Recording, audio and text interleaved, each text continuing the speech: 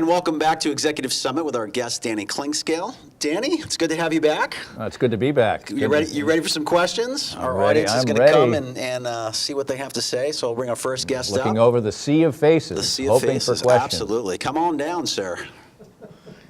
I think I know this guy. Uh-oh. Yeah, you know me all right.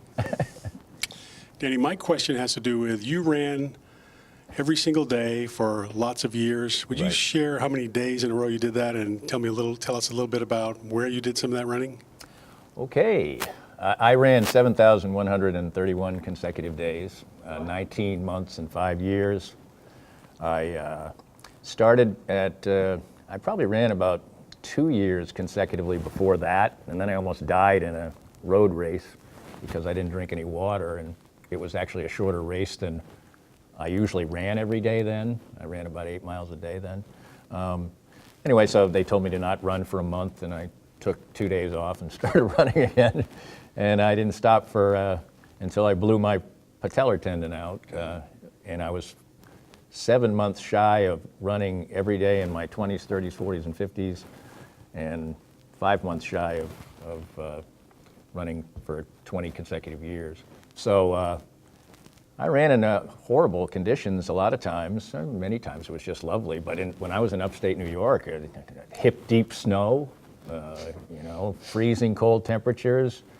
I went through a period of time where I played golf every day after work when I did morning drives, so I got up at 2:30 in the morning and ran for months on end.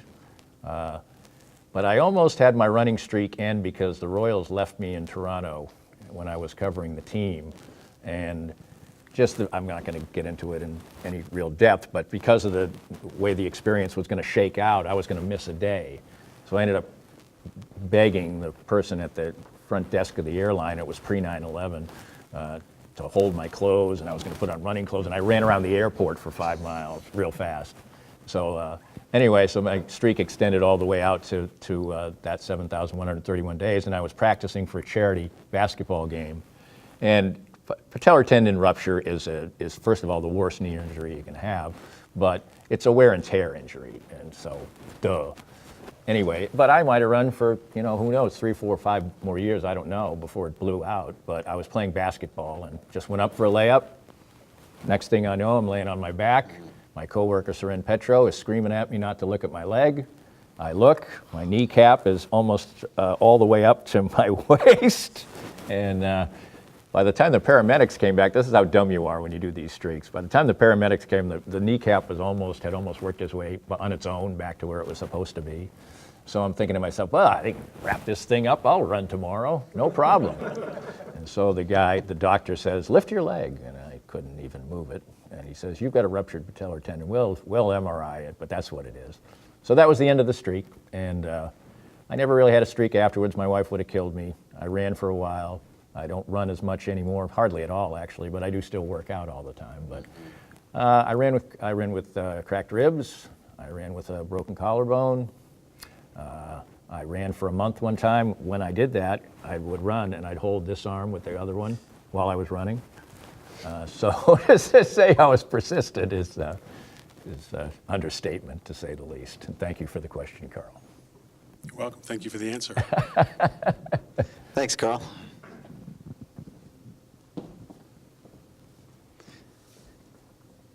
All right. I'll have Mr. Martin Hass come on down.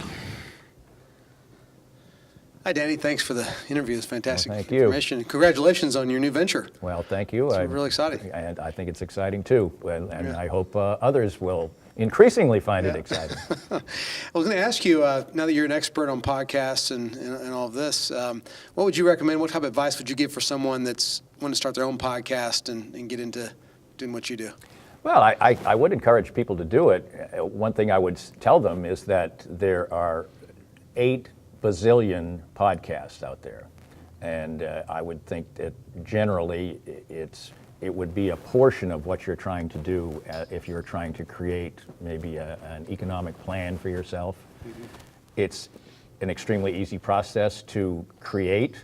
There are very helpful websites that will distribute your podcast easily. I use a company called Spreaker, and at a nominal cost, you can post your your podcasts. You go through a short approval process, and then they distribute them out to all the national, like iTunes and Stitcher and Google Play and all those. So that part is very seamless, but there's a lot of competition out there. If you need something unique, it probably helps when you have a following to begin with, like I do. But just like in writing a book, there are very good way. I've self-published my book, and it's not an onerous process. If you've got a great idea, or you just want to aid your business. Many of the podcasts you see are not designed to be monetary engines. They're designed to be part of what the people do. And you can use them for all kinds of a variety of things. Now, many of the most popular ones are things like, historical crime stories or things like that, series like that. And many of them have a lot of backing. Like you can tell they have like a 10-person production crew. But even if you just want to sell cupcakes or whatever, I'd highly encourage it, and it's not a difficult process. Thank you. Since you're an expert interviewer, and so are you, Chris, by the way. But He was. The man right are you there. available for hire to come in to interview for someone during their podcast? Absolutely. Is it part of your, That is the case. At this very club, that particular venture exists. And I, just as he said, truth be told, it was somewhat taken from my presenter page, was the fact that it is very difficult for a person to just sit in front of a camera in a static situation and present themselves effectively. It's an art form. Well, it's yes, that's why people get paid a lot of money to be actors and to be natural at it. I've even found in doing my own podcast, it's not the same even as broadcasting. Because when you're broadcasting in a setting where, for instance, I'll do a monologue, there are other people there. Okay, there's a person through the glass. There might be a co-host there. There might be another person in that booth. And they're all reacting to you. It's very difficult to speak in any setting when people aren't nodding or giving you some kind of approval. Right. And so I would highly advise business owners, if they're thinking about doing something like that to promote their website or anything else, to do it in an interview forum, because they're going to be much more natural. They're going to be able to instruct the person who's doing the interviewing, in this case me, as to what they want to cover, and they'll just have a much better product if they do it that way. Yeah. Well, thank you. All right, thank you. Thanks, Martin. All right, we've got another question. Come on down, sir. Hi, I'm Brian Parkhurst. Say that again. Hi, Brian. Brian Parkhurst. Hi, Brian. Come a little closer. All right. Okay. Hey, a little curious, it may be well documented, but where were you in upstate New York, and how did you find yourself in the Kansas City area? We have a little bit of a similar history that I could tell you about later. But I'm also more curious what differences and similarities you've noticed in the people you run into and the sports fans you run into. If you could talk a little bit about, if you see a different viewpoint in how they see their teams and what value they see in having teams, and just in general what you've noticed similar. You mean the changing mores of fans through the years, or? Well, no, just from a geographical standpoint, Okay. if there's a similarity or a difference to what you've noticed. Okay. I grew up in New England. I had never set foot out of New England till the day I went to college, but I did go to college at the University of Kansas. So I spent my college years out here. I spent some not college years that should have been college years here. So you were in New England, but what was the impetus? So then when I graduated from college, I moved back east, started my career there, Okay. worked in that place I talked about in the interview, Milford, Massachusetts, then moved to upstate New York. Then my first wife wearied of the winters that I talked about earlier, and we moved back to the Midwest without a broadcasting job. And then I had to sort of recreate my career at that point in time, and I did. And I've been in the Midwest and in Kansas City professionally since 1996, back in the Midwest since 1994. I think there's a real difference in fans on where I grew up in the East Coast or in the New York area. I think they demand more of their teams. I think they're less patient with their teams. I think there's less pure homer type fans. I think there's a large group of fans in a Midwest setting like Kansas City who are all in on their team, and don't want to hear criticism about their team, don't want to hear bad news about their team, even if it is true. I think there's not much of a difference as far as, there's a huge difference as far as college is concerned, because college sports in the East Coast matters little as compared to professional sports. People still care some, but only maybe if they went to the schools. And college sports isn't as nearly as big a deal as it is. So here you'll have more dedicated and diehard fans who are, all in for their team again. And that creates a very difficult dynamic for a broadcaster, to be honest. I went to Kansas. I get as much grief, if not more, from Kansas fans than I do of the fans of other schools, because they want you to wave the flag.